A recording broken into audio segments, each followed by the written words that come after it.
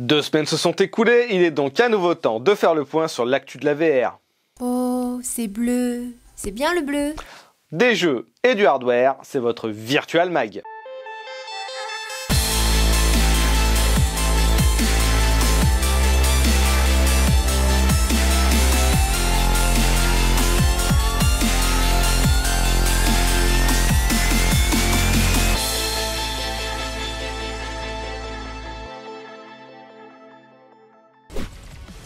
On démarrera sur un jeu prévu pour PC et Oculus Quest, j'ai nommé Guardians VR. Il proposera un mélange de tir à la première personne et de stratégie en temps réel dans des modes de jeu aussi bien solo que multijoueur. Vous aurez pour mission de repousser les habitants des diverses planètes dont vous pillez les ressources.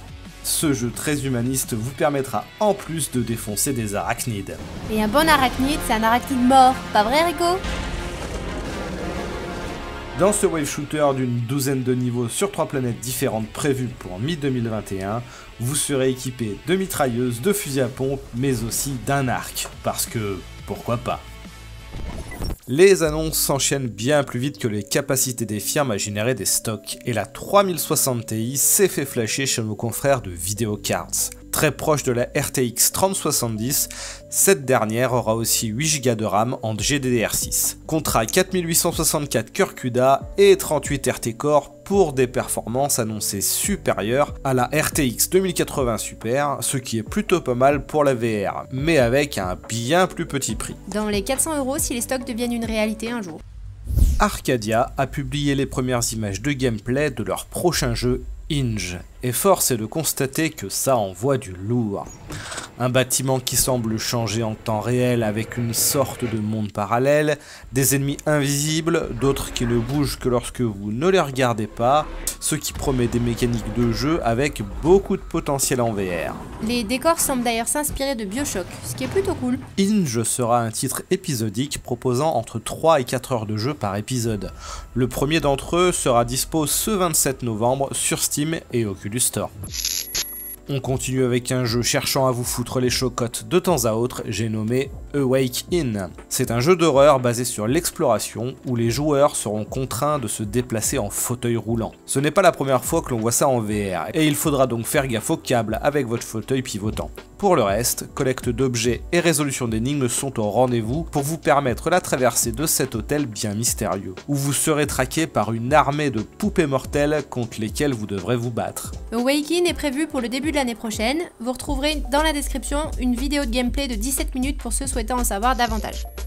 Un peu moins stressant, c'est le jeu Sam & Max This Time It's Virtual qui nous a dévoilé une nouvelle bande-annonce de gameplay. Jusque-là uniquement prévu sur PC, les fans de la licence seront donc contents d'apprendre que l'Oculus Quest a été confirmé pour ce titre. Le duo devra affronter une invasion d'extraterrestres à travers divers mini-jeux et défoncer quelques aliens à coups de lance-roquettes. Toujours prévu pour 2021, le titre ne sortira clairement pas en avance, étant donné que la bande-annonce laisse entrevoir des dialogues où les voix des personnages n'ont même pas encore été intégrés.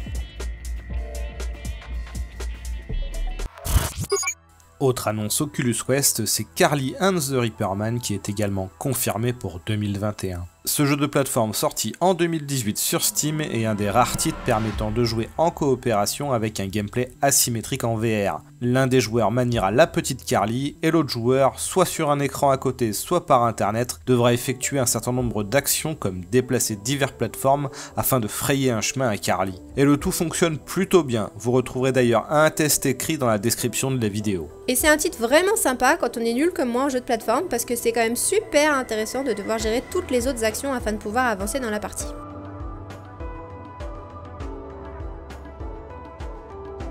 On continuera d'ailleurs avec un autre platformer qui sortira le 17 septembre sur Oculus Store. Dû à la petite équipe de développement, Ven sortira par la suite sur le Quest à partir du premier trimestre 2021, puis sur Steam et PSVR. Empruntant quelques idées aux jeux Moss et Astrobot, vous incarnez aussi une présence physique dans l'univers et guiderez Ven à travers les différents niveaux en collectant des objets tout en sautant d'une plateforme à l'autre. J'ai jamais réussi à finir Moss, donc celui-là, je passe mon tour.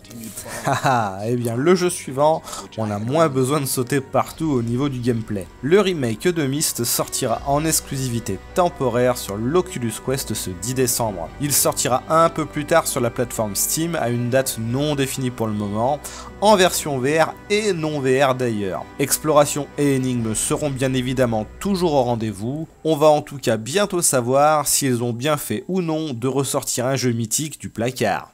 Moi j'avais compris, Agnon, il n'a jamais fait de placard. Un autre jeu dont vous pourrez retrouver dans la description de la vidéo un test écrit de ma part, c'est Pistol Whip, qui se voit ajouter une nouvelle extension ce 1er décembre. Baptisée Pistol Whip 2089, celle-ci vous proposera d'affronter des hordes de Terminator en musique. Toutes les plateformes recevront cette extension, excepté le PSVR qui devra attendre. On ne sait pas trop combien de temps, vu qu'il est de plus en plus délaissé ces derniers temps. Ça, connard. Non, désolé, c'est sur la plateforme de jeu d'à côté.